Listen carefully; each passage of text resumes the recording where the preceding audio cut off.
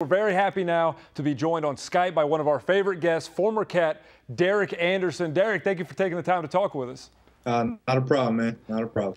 The big story, of course, is the injury to Nerlens Noel. He tore his ACL. You also went through a similar injury, and I know you took some time earlier this week to talk with Nerlens. What was that conversation like when you guys talked about the injury? I just basically walked in the room, and he kind of lit up. He was excited, that I was able to kind of show him and share him the problems that I went through, and he was just in great spirits. You would have never known he just had that happen less than 24 hours.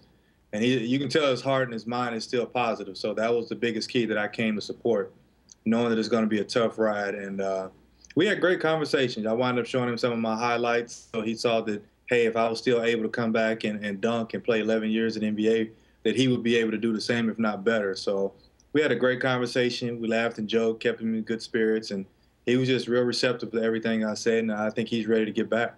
Is that the hardest part of this injury, the mental part? Like, you're a great athlete, then you see yourself weakened and you're away from your teammates. Is the mental part of it as difficult as the physical part? That's the biggest problem. You look at some of the guys like the Derrick Rose, who's struggling to come back right now. And in one of his comments, he said something of a frustration. He said, "I'll come back when I'm ready." Yep. Those type of things that you go through, because when you're not healthy and you can't play because of that, that's what tears people down. That's what keeps them from really rehabbing correctly and continuously doing the right thing. So that's the biggest problem. When I was rehabbing, I couldn't be around my teammates. It was very frustrating. I was just doing everything by myself with my trainer and I, and it really became, a lonely time. And granted, I had a mindset that I really wanted to push it, and that's what some of my story in my book will tell you about. Is like me having a child and not wanting to go back home and just get a regular job. I knew I had to fight for something else, and his motivation now is he needs to fight for himself and his career. Do you think this team, they've been up and down throughout the season, a lot of questions surrounding them. Do you think they can still be dangerous without Nerlens there? They're going to be very different, that's for sure, but they still have the potential of being dangerous? Oh, we're very dangerous. I mean, there's not another talented bunch of kids on one team in college. We just haven't figured it out because they're all young. If you look at our positions field, we were dynamically talented. It's just we haven't put it together yet. I mean, so once we get it together, and in a tournament, it only takes you one game to get good. And once people do that, we're a dangerous team, period. So I'm excited. I don't worry about what happens in the regular season. The tournaments determines the games, and that's what I'm looking forward to. We've talked before, we talked about, the great teams you were on, kind of a moment. I know in '96 you said in the preseason, in practice, you guys knew you could be good, and it kind of started clicking. It would have to happen late for them, but is that something that's developed in practice? Or can it be a game, like say Saturday against Tennessee, that they come out and all of a sudden things start working, a light goes off and they say, this is what we could be? Is that something that can come in a game, or is it going to have to be developed in practice and off the court together? It's more off the court to camaraderie, because it carries over to the game. But if one game, catches their attention and they do everything right, and when you watch film and you watch how the progress has become successful, that can change as well. There's a number of things that can happen for them to click and go, because if that light comes on, there's a lot of teams in the country are nervous for that. Archie Goodwin is a guy that is explosive. He's a great athlete. He can score the ball. But his decision-making has left a lot of people frustrated. What bothers me is it seems like he attacks the basket like an animal, and then once he gets close to the rim, he kind of shies away and tries to hold the ball on his hip. He's been frustrating, but he's been kind of a tease. What do you make of Archie Goodwin as a basketball player and potentially an elite talent? He's a freshman. Yeah.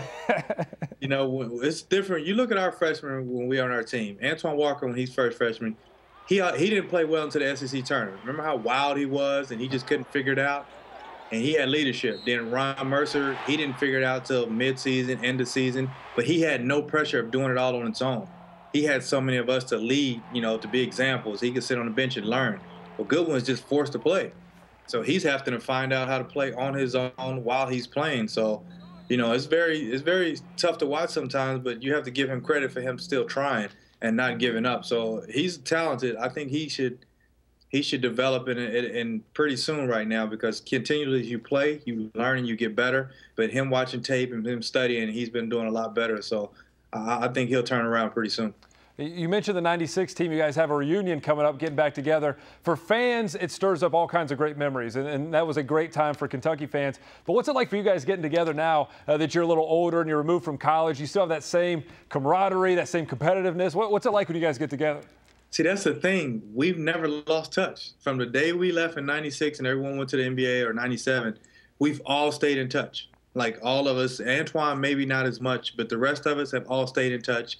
We know where each other players are going and coaching. We don't know what other players are doing in business. Like, all of us stay in contact. And that's what I was trying to tell you with the guys. Like, when you have a brotherhood, it takes it way beyond basketball. And once your brotherhood's outside the court, develops on top of the court, that's when you become successful. And our '96 team has been, like, I played 11 years in the league, and the '96 team was the biggest family that I've ever been a part of to this day. So it's great, man. We look forward to it. It's like we're all like a bunch of kids back in college again, laughing and joking. And nothing has changed with us, except everyone's gotten fatter or got gray hair now. When you guys get together, you'll be at the game. There's going to be that kind of sizing up the team now. I think it's Mississippi State. There's got to be that competitiveness, though, that you want to get back on the court and take these guys on, right? All the time. I told Cal, I was like, your 2012 team couldn't stand a chance against us. And he's like, yeah, we could. I'm like, no, you couldn't. I said, we would have blew you guys out. And we made a point in the fantasy game to press those guys who were like 50 and 60 years old, like we were still in Kentucky. So it's awesome, man, getting back together. And it's definitely good. When you get on that court and you walk onto Rupp Arena, every last one of us still think we can play like we used to play, and we feel like we should. We want to play again, and it's a memory we can cherish for the rest of our lives. Well, we've got about a minute and a half left. Before we let you go, you've got a book coming out, Stamina. It's available for pre-order on DerekAndersonWorks.com. Take us through your book and the process with that, and what fans could expect from your story. Basically, some people know my story, and I was been blessed to survive through a lot at a young age. Sleeping in hallways, being in abandoned apartments, being in a sheltered home, having a kid at 14, working 2 jobs, getting custody of my child, single parent, 16. Just sleeping in my basketball gym. Now it's named after me.